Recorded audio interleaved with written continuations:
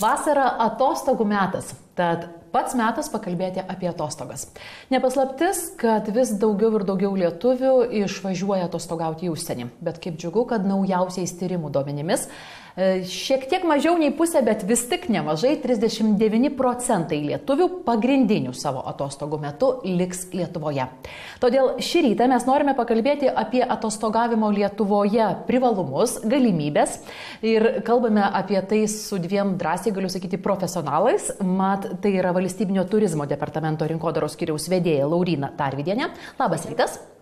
Ir Mokslo akademijos turistų klubo valdybos prezidentas ponas Alfonsas Katkus. Labas rytas.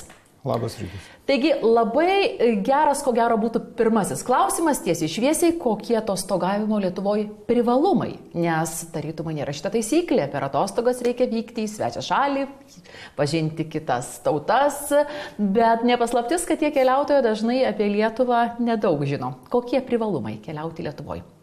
Prašau, prašau. Tai gal galėčiau pasakyti, kad pagrindinis šiuo metu mūsų turimas privalumas, kurį įvardė visi be išimties užsieniečiai atvykę į Lietuvą ir taip tampa jų pagrindinė priežastimi grįžti, tai yra kainos ir kokybės santykis. Iš tikrųjų šiuo metu Lietuva pagal savo serviso kokybę, pagal pasiūlą, pagal tai, kaip žmonės jaučiasi, pagal mikroklimatą, psichologiją ir visus kitus dalykus, kurie yra labai svarbus keliaujant, šiuo metu jinai viršė visus lūkesčius. Tų žmonių, kurie pirmą kartą atvažiuoja į Lietuvą. Jūs minite atvažiuojančius. Taip, ką ir norėjau pasakyti. Bet ar lietuviui tas kokybės ir kainos santykis? Tai jeigu mus atranda užsieniečiai kaip ypatingai gerą kelionės destinaciją, tikslą, o mes patys vis dar galvom, kur čia mums išvažiuoti, tai gal pažiūrėkime į save ir kitų akimis ir pagalvokim, ką jie čia pas mus taip gerai atranda, kad jau dabar tikrai tuntais pas mus važiuoja, mūsų turizmo srautai į Lietuvą kiekvienais metais labai auga ir tikimės ir toliau augs, nes tikrai turim ką pasiūlyti. Ir tikrai kaina yra labai įkandama ir ypač mums. Kad pas mus atvažiuoja ir palieka mūsų valstybei pinigų, aš labai už, bet vis tik noriu čia pasigilinti. Lauryna, kokios šalis atvažiuoja ir taip labai džiaugiasi tom mūsų kainom?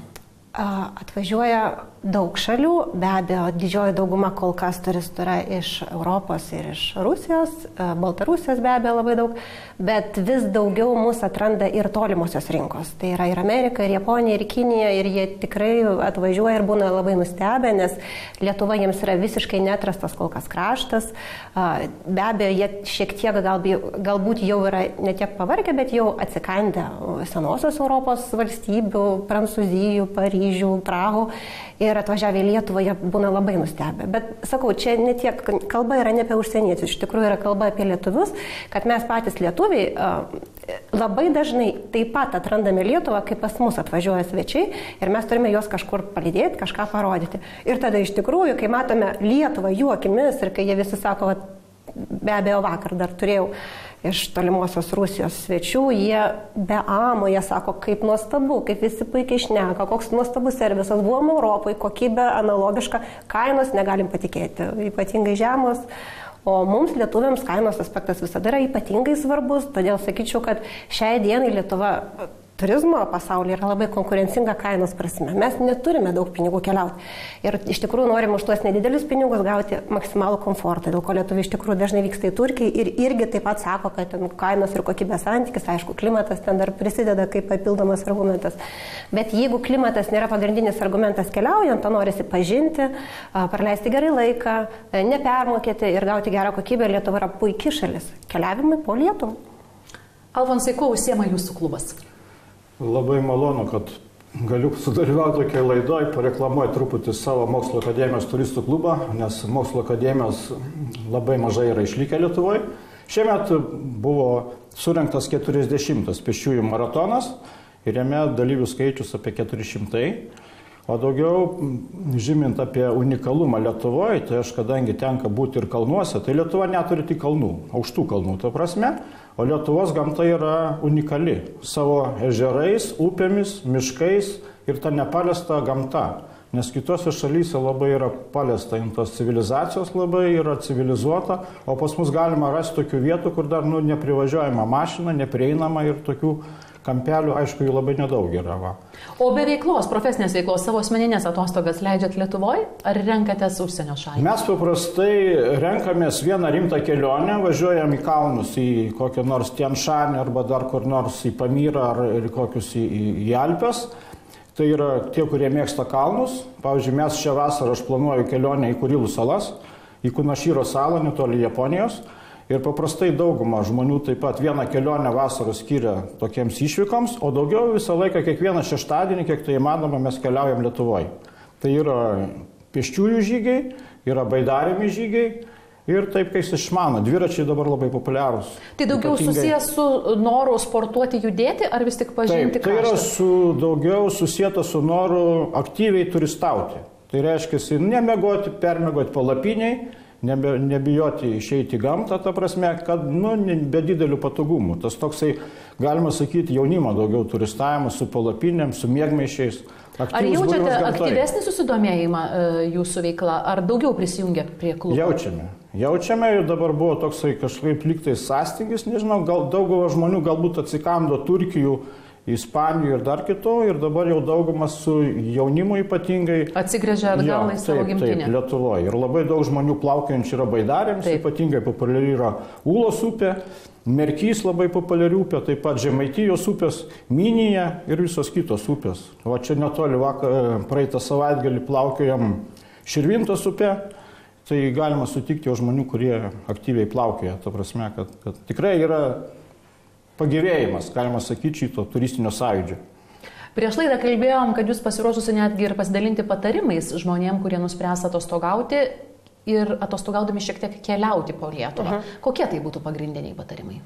Tai galbūt nieko naujo nepasakysiu, tik galbūt susisteminsiu tokią požiūrį į keliavimą po Lietuvą. Tai visų pirma, be abejo, mes, jeigu norime keliauti po Lietuvą, turėtume kelionę suplanuoti. Kol kas mes vis dar mėgstam kartais spontaniškai pakeliauti ir tada gaunasi, kad ir permokam ir galbūt nelabai pamatom tą, ką vertinga gali buvo geriau pamatyti, nuvažiavus galbūt kitą savaitgalį. Kitas dalykas, tai be abejo, norėčiau labai visiems patarti kooperuotis. Keliauti tiesiog keliomis šeimomis, nes iš tikrųjų galimybių didesniai grupiai Lietuvoje patirti didesnį džiaugsmą, pamatyti įdomesnių dalykų Lietuvoje yra iš tikrųjų daugiau. Jeigu keliauji grupę, ar ne? Jo, jeigu surenki žmonių grupę, 8-10 žmonių, tai tada iš tikrųjų gali muziejuose dalyvauti edukacinėse programuose, ten duonos kepimas, ten visokie žvakių liejimai, kas ypatingai būna smagu, įdomu ir naudinga su vaikais. Pavyzdžiui, Kaune galima sudalyvauti teatralizuotoje tokioj kaip ne ekskursijai, bet vaidinime, kuriame tu gauni rūbus senovinius ir vaidini pirklį, kuris ten perka parduoda ten nekilnojamą turtą Kauną. Vėlgi nuo 10 žmonių grupė ir labai smagiai praleidžiamas laikas, tuo pačiu sužinai daug istorinių momentų tos vietos, kurioje esi. Tai manyčiau, kad keliaujant susikooperavus, iš tikrųjų galimybių yra daugiau. Kitas dalykas, ką norėčiau patarti, vėlgi įdarbinti savo paauglius vaikus, kurie šiai dienai labai puikiai naršo internete ir jie gali būti nuostabus jūsų gidai. Duokite jiems tokią užduotį, pamotyvuokite atitinkamai, nežinau, finansiškai dar kažkaip. Ir tegul jie jūs pavedžioja po Lietuvą, parodo, papasakoja apie tas vietas, kuriuose jūs būsite, nes manau, kad ir patys nustebsite, kokiu klodu Lietuvoje yra ir koks nuostabus yra jūsų vaikas, kai jam duodi tikslingą užduotį. Dar vienas dalykas, tai aišku, kreipkitės į turizmo informacijos centrus tose vietose, į kurias planuojate keliauti. Kaip jie veikia, tie centrai? Tai yra didžiulis turizmo informacijos centrų tinklas visoje Lietuvoje, visose didžiuosiuose ir mažesniuose miesteliuose jie veikia, į juos galima kreiptis, yra jų interneto puslapį, geriausia, aišku, pasiskambinti, sužinoti, kokie yra artimiausi renginiai arba šiaip kažkokios atrakcijos, galbūt tuo metu, būtent periodu veikiančios ir planuojant kelionę jau nusimatyti, ar prisiderinti prie kažkokio tai renginio tame regione, ar prie dar kažkokio tai ypatingo dalyko, apie kurį jums papasakos tikrai turizmo informacijos centro darbuotojai. Kokie maršrutai pastaruoju metu labiau išpopuliarėjo? Ką renkamės mes lietuvaičiai savo šalyje? Iki šiol ypatingai populiaru buvo plaukti baidarėmis ir buvo daug įvairių galimybių. Šiai dienai pradėjo populiarėti maršrutai dviračiais ir iš tikrųjų tai yra nuostabi atrakcija vėlgi visai šeimai arba grupiai žmonių, ypač pajūrio dviračio trasomis, kai galima važiuoti nuo Klaipėdos iki Šventosios, nuo Klaipėdos iki Nidos ir atgal, nuo Klaipėdos iki Mingės, Mingėje galima persikelti į Nidą su tais pačiais dviračiais ir grįžti nuo Nidos iki Klaipėdos. Nuostabus kraštovaizdis, puikus laiko praleidimo būdas. O tai saugu? Taip, tai yra saugu, tai tam yra specialios trasos dviratininkam, galima nakvoti kaimo turizmo sodybose, galima palapinėse, kempinguose, iš tikrųjų, manyčiau, šiai dienai tai viena iš smagiausių atrakcijų Lietuvoje. Taip pat Lietuvoje vėlgi populiarėja tokia atrakcija, kuri dažnai užsieniečiams būna atradimas, nes jie neturi pasirodo pas save tokių dalykų, tai yra pramogų parkai, tie nuotykių parkai, vadinami ten Tarzanai ir kiti, ten kur galima laipėti, karstytis ir visai kitaip save bandyti. Tai va tas taip pat populiarėja kelionėse po Lietuvą. O daugiau tai, ką mes, kaip turizmo departamentas dabar labai skatinam ir populiarinam, kadangi praeisiais metais inicijavom pasaulinio gintaro kelio atidarimą ir kartu su pasaulio turizmo organizacija, tai labai skatinam iš naujo atrasti gintarą. Mes labai norėtumėm, kad lietuviai gebėtų daugiau papasakoti apie mūsų baltiškąjį auksą ir vis dėlto dar daugelis iš mūsų nežino, kad geriam gintaro arbatą, kad yra gintaro trauktinį, gintaro mulai, gintaro spa, gintaro apdirbimo įvairiausių technikų, juvelyrika, aišku, visi žinom. Tai keliaujant po Lietuvą labai norėtųsi, kad dar kartą pabandytumėm atrasti tą gintarą, kurį jau šiek tiek esame užmiršę, pabandytumėm pasigaminti dirbtuvėse kažkokią tai papuošalą, išklausyti kažkokios tai legendos, kurią galėtumėm papasakoti svečiams, kurie atvyksta į Lietuvą. O jūsų noriu paprašyti papasakoti apie tikrai labai mistiškai skambančius lunatikų, jeigu neklystu, žygius. Kas tai? Lunatikų grupė išsivystė iš Mokslo akademijos turistų klubo. Iniciatorius buvo Vaičiulis toksai vienas. Ir jie sugalvojo žiemos metu, kai šviečia mėnulio pilnatis ir yra šviesios naktis, daryti slidžių žygius. Ir jie išeina, susirenka vakare, būtent tą savaitgalį, kai yra mėnulio pilnatis, paskelbė tą informaciją Mokslo akademijos turistų klubo internetinėje svetainėje MATK.lt ir ten galima rasti tą informaciją ir į kokį rajoną jie važiuoja. Ir tai trunka žygis paprastai, būna kokia nors sodyba, kur jie gali ten permegoti, išvirti arbatų, sušilti ir taip toliau, o keliauja naktį. Susirenka vakare, keliauja naktį ir sekmadienį ryte baigia ir važiuoja namo prie laužo. Tai aišku, pagėrė arbatos, kavos ir gerai praleidė laiką. Populiaru? Labai populiaru. Jo. Yra entuziastų tikrai, kurie mėgsta naktį slidinėti. Jūsų, kaip matau, keliautojo, nuotykių ieškotojo, aktyvaus žmogaus, didžiausia svajonė. Ką norėtumėte tokio pamatyti? Pamatyti norėčiau Pakistane K2, bazinę stovyklą kalnų.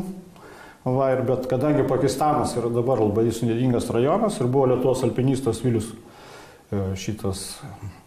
Saulius Vilius, ir jis pasakojo, kad ten galima važiuoti ir yra jau lietuviai, kurie organizuoja visas šitas iškylas, kainuoja ne taip jau brangiai, bet ten saugumas. Ten be gido faktiškai yra rizikinga ir nepageidautina ir negalima netgi, nes ten gali tave tie uždaryti ir vienu žodžiu pasibaigs tavo kelionė.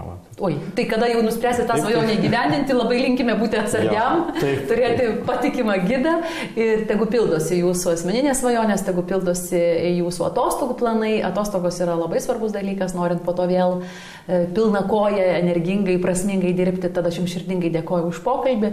Nuo savęs jums kaip valstybės tarnautojai pridursiu, kad mūsų laida tai padarė su labai gražiu tikslu, vien todėl, kad tiek metų mes keliaujam, rodom svečias šalis ir kviečiam lietuvius vykti į vienus ar kitus užsienio kurortus. Tuo tarpu Duoklė Lietuvai mums pasirodė labai kilni pareiga mūsų laidai. Bet jeigu paskambinčiau į kokį Lietuvos kurortą ir sakyčiau, žinot, mūsų kūrybinė grupė atvažiuoja, finansuokit, remkit, mes jūs populiarinsim, turbūt žinot, ką išgirsčiau, ar ne? Tai labai norėčiau, kad tie finansiniai dalykai Lietuvoje pasitaisytų ir mes suprastume, kad taip pat turime į tai investuoti, norėdami pritraukti ne tik užsienio turistus, bet pirmiausia pačius lietuvaičius, ar ne? Va, kiek įdomių dalykų sužinojom. Tad ačiū Jums už pokalbį.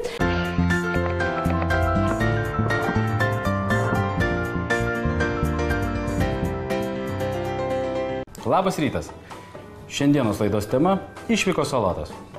Už lango šyla oras ir visiems mums norisi vykti į gamtą, taigi pasiūlysiu keletą receptų, kuriuos galėsite pabandyti patys ir rezultatą pasiimti su savim į gamtą.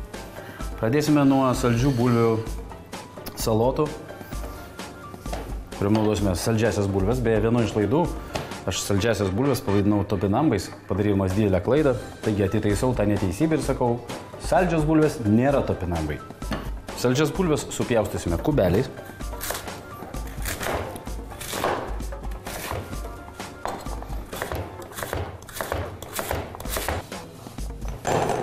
Sudėsime jas į dubenį, šlakelis alyvuogių aliejaus, Ir tada kepsime jas orkaitę,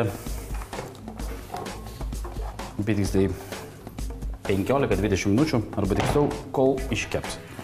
Stengsime jų neperkepti, kad jos visiškai nesuminkštėtų. Taigi, priklausomai nuo orkaitės, tai gali trukti labai įvairiai. Na, aš jums pasakysiu pabaigoje. Aliejus. Sumaišysim.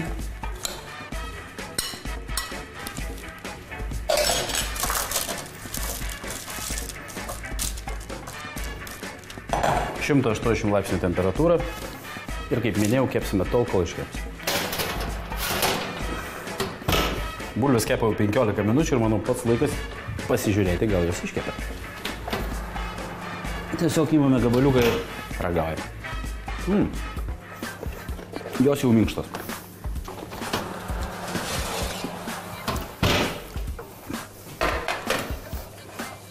Statome skardą į šalį, leidžiame joms atvėsti. Užsikaisim keptuvę ir pradėsim gaminti užpilą. Čia turiu kumino sėklas, kurias pakepinsiu, tam, kad įsiskleistų eteriniai aliejai, būtų intensyvesnis aromatas. Naudosiu nedaug. Raudonas svogūnas.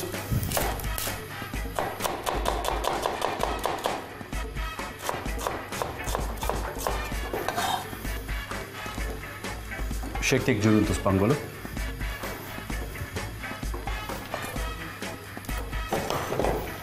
Graikiškų riešutų.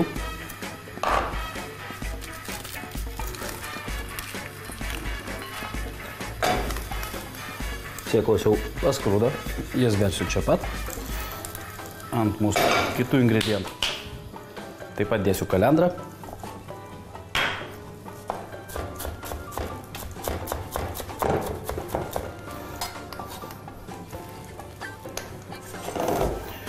Atskirai pasigaminsiu užpilą, jam naudosiu citriną ir alyvuogių aliejų.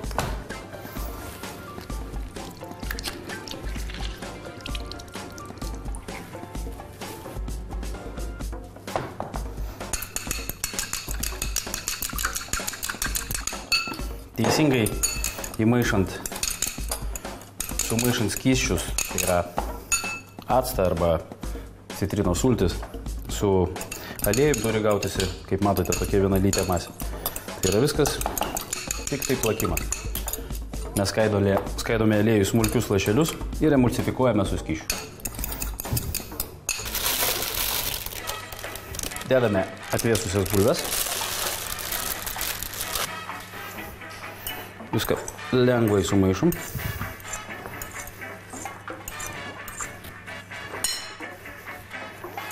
Užpilas.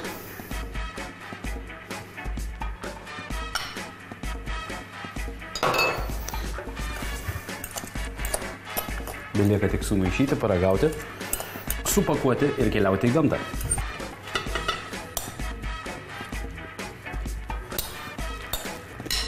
Saldžių bulvių salotas su spanguolėm, raudonuoju svogūnu, graikiniais riešutais ir užpilu. Jos beje pastovėjusios indelį, kol keliausite į gamtą, dar kvapai ir skoniai labiau pasiskirstys, bus dar skanesnis. Skanaus visiems.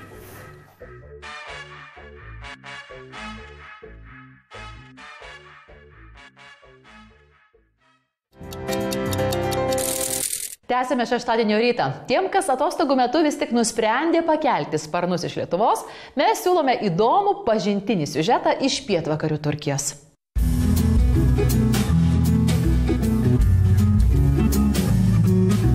Mūsų kelionės amplitudė yra Dalamanas Bodrumas. Štai tokia maža Turkijos atkarpėlė.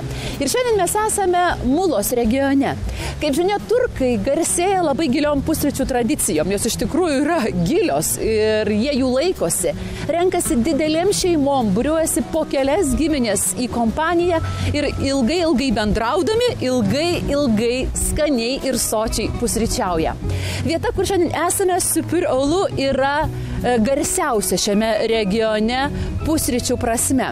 Šios vietos savininkas yra garsus aktorius, bet čia žmonės mėgsta ateiti tikrai ne vien dėl jo vardo, bet dėl tikrai labai kokybiško gero naminio maisto. Sekmadienio pusryčių čia neįmanoma patekti be pažįstamų ir ankstinės rezervacijos, bet mes atvykome paprastą darbo dieną, todėl tikimės labai sočių, gardžių, naminių pusryčių štai tokioj gražioj aplinkoj. Kviečiu užeiti. Supuraulu jau 600 metų priklauso vienai ir tai pačiai turkų šeimai, Unsal šeimai. Apie šios vietos ilgamžiškumą šiandien primena tik jame augantis didingi medžiai platanai, kurių amžius taip pat siekia 600 metų. Restorano šeimininkas ponas Sadetin Unsal. Kadaise jis buvo žymus aktorius Turkijoje, tačiau jo restorano traukos centras tikrai nėra jo populiarumas. Didžiausia šio restorano magija - su meile ruošiamas maistas, šeiminiška ir draugiška aplinka. Pasak šeimininko, į šią vietą žmonės atvyksta iš viso Mulos regiono ir toliau. Restorano šūkis - nebijokite valgyti su rankomis, televizijos kameros jūsų čia nestebi. Todėl jauskitės kaip namie. Tiesa, šį kartą kameros įjungtos, bet tai nėra šios vietos kasdienybė. Kaip žinia, pusryčiai turkams yra svarbus dienos įvykis. Jų rytinis stalas gausus įvairiausių užkandžių. Kaip ir sakė Asta, per pusryčius jie niekur neskuba ir mėgaujasi ne tik gausiamis vaišėmis, bet ir vienas kito draugija. Šį rytą šios vietos šeimininkas ponas Sadetin mums leidžia pasijusti ne tik svečiais, bet ir savotiškais šio restorano šeimininkais. Jis pakviečia mus į savo virtuvę, kurioje šefas Ali atskleis ypatingą troškinto ėriuko receptą. Dažniausiai šis patiekalas gaminamas tik tada, kai restorane yra švenčiamos ypatingos šeimos šventės. Šio troškinto ėriuko paslaptis iš anksto mus informuoja šefas Ali - kantrybė ir paprastumas. Dėmesio visiems silpnų nervų žiūrovams ir tėvams, kurių vaikai prie TV ekranų. Virtuvėje vaizdas panašės į operacinę, todėl įspėjame iš anksto. Ant stalo puikuojasi beveik 13 kg ėriukas, kurį šefas Ali išsidarinėjo dar vakar. Jo kepenėlės bus naudojamos gaminant įdarą. Tiesa, įdaro paruošimas gana paprastas. Virtuvės šefas į įkaitintą dubenį deda 150 g sviesto ir pila apie 200 g alyvuogių aliejaus. Viską ištirpdo ant kaitrios ugnies ir tuomet suberia kedro riešutus. Juos kepina, kol šie įgaus rusvą spalvą. Tuomet keliauja to paties ėriuko supjaustytos kepenėlės. Kepenėlės šefas tik pakepina, nes visas įdaras vėliau keliaus į ėriuko vidų, todėl sukepti įdaro ingredientų nereikia ir nepatartina. Pas kepančias kepenėlės keliauja ir vienas smulkintas svogūnas. Kelias minutės šis puodo turinys patroškinamas riebaluose ir tuomet beriami nuplauti ryžiai. Šefas sako, kad būtina prisimažinti kaitrą ir juos pakepinti vos 2 ar 3 minutės, nes kitu atveju ryžiai sukeps ir praras biria formą. Į visą puodo masę šefas beria tik 50 g druskos ir 3 tiek juodųjų pipirų. Tai labai svarbus ingredientas, patikina jis. Nors tiesą sakant, nuo pipirų pajodavę ryžiai kelia šiokių tokių abejonių. Viskas. Ėriuko įdaras su ryžiais paruoštas. Iš pažiūros niekuo ypatingas turinys kruopščiai talpinamas į ėriuko vidų. Šefas Ali ir jo pagalbininkas virtuvėje, mat vienam atlikti šį darbą būtų gana sudėtinga, it kokie chirurgai su baltomis pirštinaitėmis pradeda operaciją. Kai ėriukas prikemšamas ryžių ir kepenėlių troškiniu, prasideda kruopštusis darbas. Duris po durio, nepaliekant jokios ertmės ir bet kokios galimybės pro ją patekti vandeniui, užsiuvamas ėriuko pilvas. Kuomet padaromas paskutinis adatos dygsnis, ėriukas talpinamas į didelę skardą. Tuomet belieka supilti vandenį. Santykis 1:1. Tad 13 kg ėriukui šefas Ali sunaudoja 13 litrų vandens. Pagardinti sultiniui šefas deda vieną svogūną, saują petražolių su koteliais ir žiupsnelį druskos. Jis sako, kad 30 gramų gana. Kitas, ne ką mažiau svarbus momentas yra tas, kad ėriukas turi būti kruopščiai sandariai uždengtas folija. Todėl tam naudojama net keli pluoštai folijos. Šefas paaiškina, kad karštis krosnyje siekia daugiau nei 250 laipsnių, todėl jei bus bent viena ertmė, vanduo greit išgaruos ir ėriukas perkeps. Ir kągi, paruošimas baigtas, dabar keliaujame prie krosnies. Į krosnį pašaunamas ėriukas. Pasirodo, ėriuką valgyti bus galima tik po gerų 5 valandų. Todėl jeigu turkai nori pavaišinti gausią šeimą, draugus ar giminaičius šiuo patiekalu, ėriuką jie privalo pradėti ruošti bent jau prieš 6 valandas. Prabėgus beveik 5 valandoms, virtuvės profesionalas Ali mums praneša, kad metas jo šedevrą traukti iš krosnies.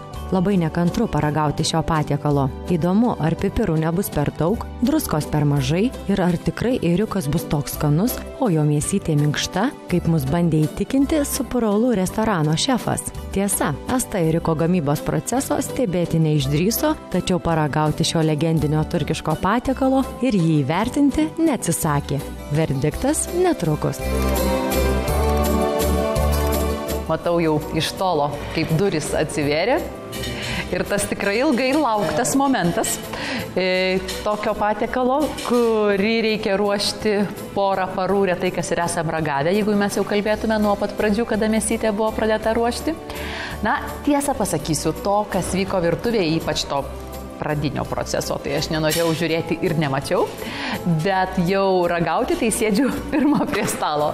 Ėriukas keptas taip ilgai yra labai tradicinis čia patiekalas, bet jį skanauja tikrai tik tai arba turčiai, arba ypatingomis progomis, ypatingų švenčių dienomis žmonės. Kai kas turkų sako, kad iš vis gal 1-2 kartus per gyvenime tai yra ragavęs, kai kas dažniau šeimų susibūrimuose. Vartant daugiau kulinarijos istoriją, akivaizdu, kad daugelie šalių yra mėsa kepama taip ilgai tikrai labai vertinga, nes ji ant nedidelės liepsnos, taip aš įsivaizduoju, ir labai ilgai, todėl turėtų būti visa labai minkšta ir sultinga. Oho, kaip mus čia lepina. Valgome, valgome patiekalą, kuris, na, tikrai labai didelių švenčių proga patiekiamas į stalą. Na, gana kalbėti, reikia ragauti.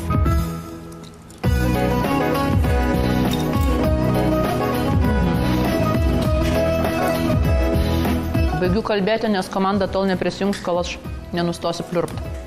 Troškintas ėriukas, kuris nereikalauja didelio pasiruošimo, tik didelės kantrybės, visos komandos buvo įvertintas aukščiausių balų.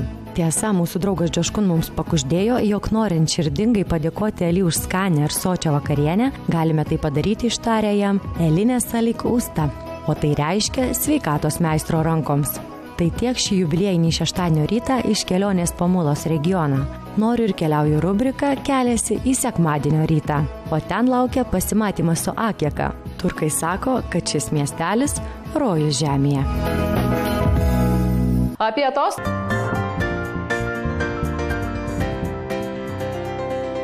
Salotas, kuris dabar gaminsiu, Amerikoje yra vadinamas Valdorfo salotom. Jos pirmą kartą buvo sumaišytas Valdorfo Astoria viešbutyje. Ir jos yra labai paprastos. Keli komponentai, tai yra vynogės, obuoliai, graikiniai riešutai ir salierai. Obuolių nereikia lupti. Pradėsiu nuo to, kad šio įtaiso pagalba aš pašalinsiu sėklides ir kotelį. Obuolius supjaustysime gabaliukais.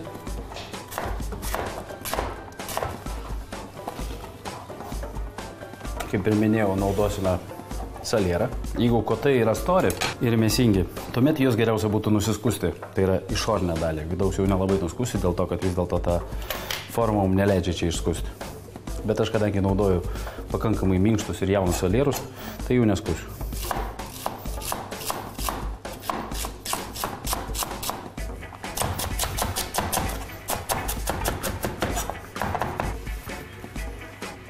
Raudonos vynogės. Vynogės tiesiog perpjausiu į didelis. Beje, tiems, kas spjaudo vynogių kauliukus, norėčiau pastebėti, kad jie yra labai naudingi mūsų sveikatai. Jos yra pilna medžiagų, kurios naudingos jūsų odai. Taigi, prieš įspjaudami pagalvokit. Graikiški riešutai, aš juos sutrinsiu tiesiog rankom.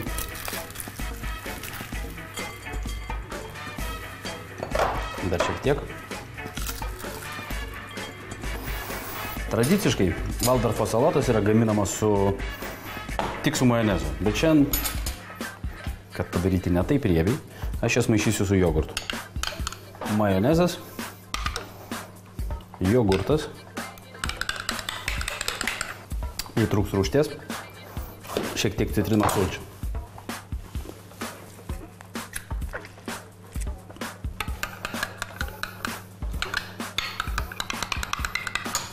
Belieka tik sumaišyti.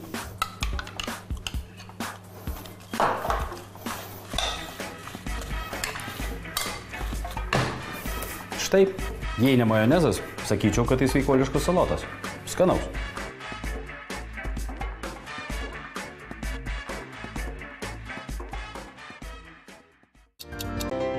Labutis. Labas. Liutaurai, tu šį rytą teigi, kad išvykai į gamtą reikia salotų. Ar iš tikrųjų tu lepini savo draugus, bičiulius? Išvykoje ne mėsytę, ne žuvytę, ne baklažano ant žarijų, salotom?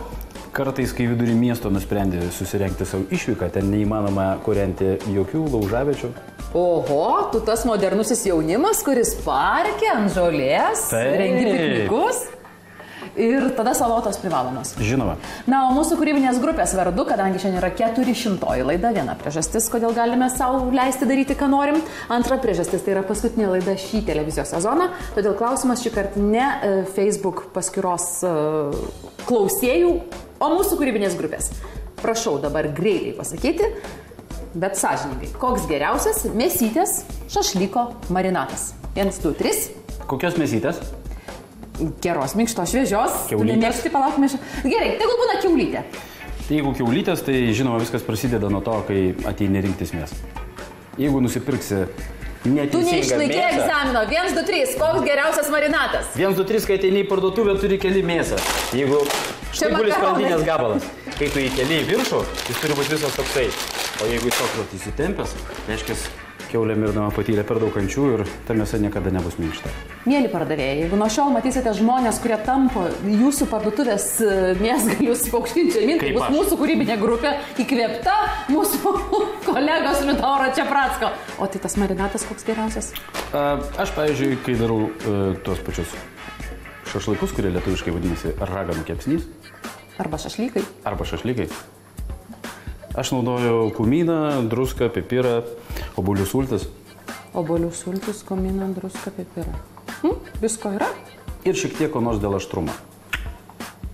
Ir visą tai beriu valandą prieš kepdamas ir mėsa turi būti kambario temperatūros. Valandėlę, ne šaldytuve, tiesiog palaikyti. Taip. Kaip greitai išgavau to marinato receptą. Šlakelis aliejaus nepamaišytų ir svarbiausia neperkepti. Neapdeginti, o iškepti. Ne, vidu šiek tiek gali būti ir neiškepti. O tai kas svarbiau, vis tik apkepinti ar tas procesas? Stovi su vyrais vartai, plepi gurkšnoji, Svarbiausia nelaistyti alumi, kai kepi šašlykus. Ne? Ne, todėl kad nuplauni riebalus ir mėsa sausėja. O grįžtant prie salotų, kokios jos bus tos trečios tavo šio ryto salotos? Trečios salotos bus salotos su makaronais. Naudosiu fusilį makaronus. Bet jeigu važiuoji į gamtą, tai išsiverdi juos prieš tai? Žinoma, pasigamini namuose ir valgai gamtoje. Puikiai. Laukiam. Gamtoje beje lauksiu. Salotos su makaronais. Šiom salotom naudosime makaronus, pagamintus iš kietagrūdžių kviečių rūšių. Vėlgi, tai labai svarbu naudoti iš teisingų miltų pagamintus makaronus, dėl to, kad tuomet jie taip lengvai nesuverda, neištešta ir jie yra žymiai naudingesni jūsų sveikatai. Šiandien naudosiu fusilį. Makaronai yra beje vadinami savo vardais priklausomai nuo formos. Na, spageti, žinot, kaip atrodo, fusilį štai tokios susuktos juostelės. Tai yra makaronai, kurie dažniausiai naudojami yra perverti. Jiem negalioja terminas al dente, todėl jie puikiai tinka salotai. Užverdame vandenį, gausiai pasūdome. Vėlgi, sūdyti reikia tada, kada vanduo jau yra užviręs ir virti reikia visą laiką ant stiprios liepsnos, tada jūsų makaronai niekada nesulips. Ir nepilkite aliejaus. O kol makaronai verda, aš pasiruošiu viską, ko reikia salotom. Raudoną svogūną. Visas daržovės, kurias naudosiu šitom salotom, aš termiškai apdarosiu, tai yra šiek tiek jas apkepsiu.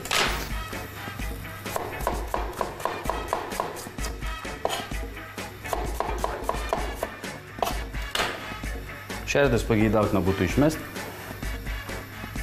Taip pat dėsim cukiniją.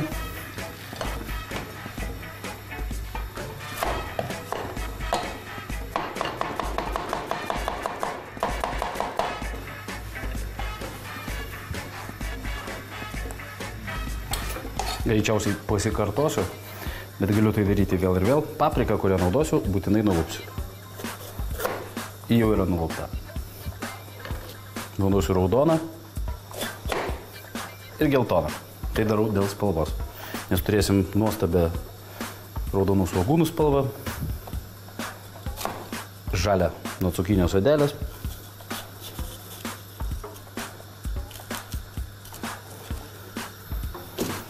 Na ir taip pat geltoną ir ryškiai raudoną nuo paprikos.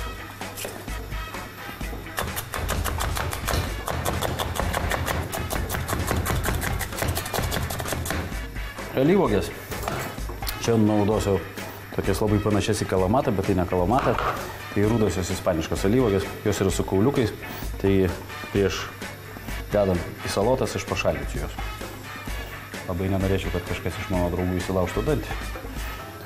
Makaronam išvirus, aš juos nukošiau, sulaišiau aliejų, naudoju paprastą rapsų aliejų, išmaišiau ir palikau, kad šiek tiek atvėstų. Šiukštų negalima plauti su vandeniu. Tuo tarpu keptuvėje aš apsikepsiu daržovės, beliks pasigaminti užpilą ir salotos paruoštos. Paprasto beskonio aliejaus.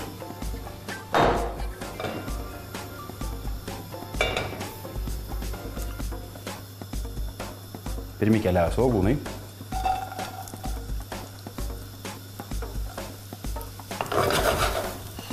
Jos kepsiu 20-30 sekundžių. Svogūnam šiek tiek apkepus, sudėsiu cukiniją ir papriką.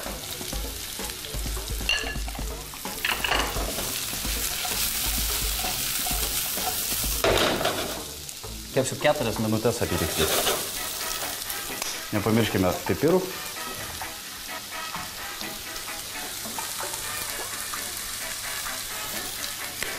Druską bersiu vėliau. Pasiruošiu užpilą, kuriam naudosiu vištienos sultinį.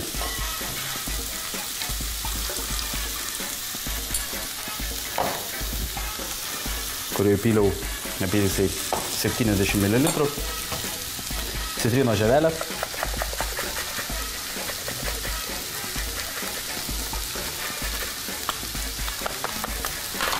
Citrinos sultis.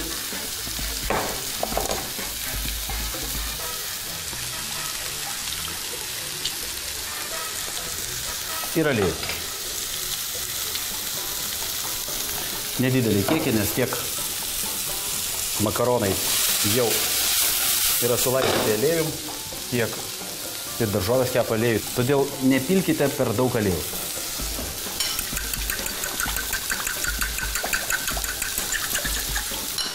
Tuo tarpu pasismulkinsiu paskutinį ingredientą, kurį dėsiu, vieną iš paskutiniųjų, nes dar keliaus alyvuogės. Jas dabar sudėsiu, kad jas pašiltų kartu su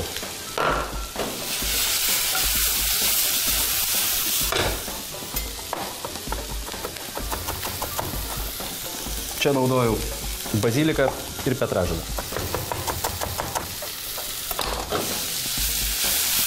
Na štai. Šitas salotas pagaminus reikėtų jums duoti pastovėti tol, kol jos visiškai atvės. Tuomet skoniai to lygiai pasiskirstys ir jos bus tokios, kokio mes ir norime būti. Tai yra tiek skanios, kiek jos galėtų būti skanios. Sudėsiu žolės.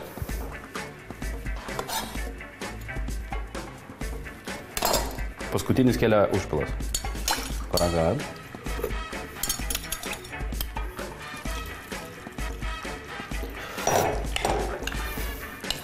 Svarbu gaminančias salotas, kad makaronai vis dar būtų šilti. Jie sugers po truputėlį visą vištienos sultinį. Jos bus sultingos ir kai atvės bus gaivios. Nebeberk druskos, Liutaurai, gana! Tu įsimylėjęs? Negi tau šiandien buvo kas nors per sūru? Šitokio sauja druskos. Jeigu jos reikia, aš ir beriu. Kaip tu jauti?